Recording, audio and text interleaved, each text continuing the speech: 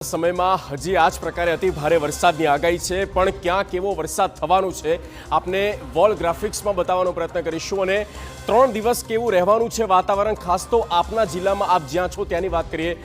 6 સપ્ટેમ્બરની એટલે કે આવતીકાલની જો વાત કરીએ તો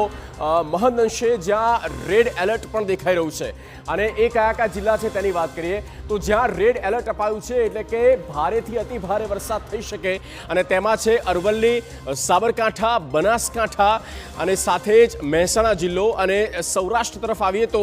સુરેન્દ્રનગર જિલ્લો પણ અહીંયા કન્સિડર કરવામાં આવ્યો છે। આ એ જિલ્લા છે જ્યાં આવતીકાલે હેવી ટુ હેવી રેનફોલ, ભારેથી અતિ ભારે વરસાદ અને બાકી જ્યાં ઓરેન્જ એલર્ટ છે તેવામાં મહીસાગર જિલ્લો, ખેડા, ગાંધીનગર અને પાટણ। સૌરાષ્ટ્રમાં જોઈએ તો મોરબી છે, રાજકોટ છે અને બોટાદ, આ 3 જિલ્લા જ્યાં અતિ ભારે વરસાદ 3 થી 5 ઇંચ વરસાદ આવતીકાલે એટલે કે 6 સપ્ટેમ્બરે થઈ શકે છે અને આ બાકીના જે જિલ્લા છે તેમાં મધ્યમથી હળવો વરસાદ થશે। પરમ દિવસની વાત કરી લઈએ, 7 સપ્ટેમ્બરની વાત કરીએ તો આ છે 7 સપ્ટેમ્બરનો ચાર્ટ અને 7 સપ્ટેમ્બરમાં શું છે તો જુઓ, કચ્છ જે ઝોન જે આખો તેમાં કવર થઈ ગયો છે, રેડ એલર્ટ જ્યાં આપવામાં આવ્યું છે તે કચ્છ છે અને કચ્છની સાથે ઉપર જુઓ તો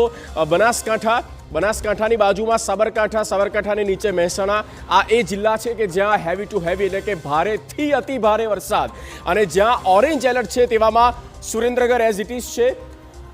મોરબી છે અને સાથે જ મધ્યમાં જઈએ તો ગાંધીનગર, ઉત્તર બાજુ આવીએ તો અરવલ્લી, આ એ જિલ્લા છે જ્યાં 3 થી 5 ઇંચ વરસાદ થઈ શકે। બાકી જ્યાં યલો છે ત્યાં મધ્યમ હળવો વરસાદ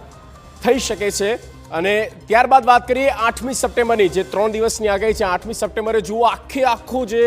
33 જિલ્લા છે તે યલો એલર્ટ એટલે કે યલો ઝોનથી ઢંકાયેલા છે। ક્યાંય ભારેથી અતિ ભારે વરસાદ નથી, ક્યાંય અતિ ભારે વરસાદ નથી, એટલે કે મધ્યમ વરસાદ થઈ શકે છે તમામે તમામ આખા ગુજરાતમાં 33 જિલ્લામાં 8 એટલે કે 6 તારીખ અને 7 તારીખ આ 2 દિવસ જે છે ત્યાં આપના જિલ્લામાં ભારે વરસાદ છે કે અતિ ભારે વરસાદ છે કે સામાન્યથી હળવો વરસાદ છે તેની તમામ વિગતો અમે આપને આ 2 દિવસ દરમિયાનની આપી। 3 દિવસ જે છે તે વરસાદી માહોલ અને વરસાદની આગાહી ચોક્કસ આપવામાં આવી છે।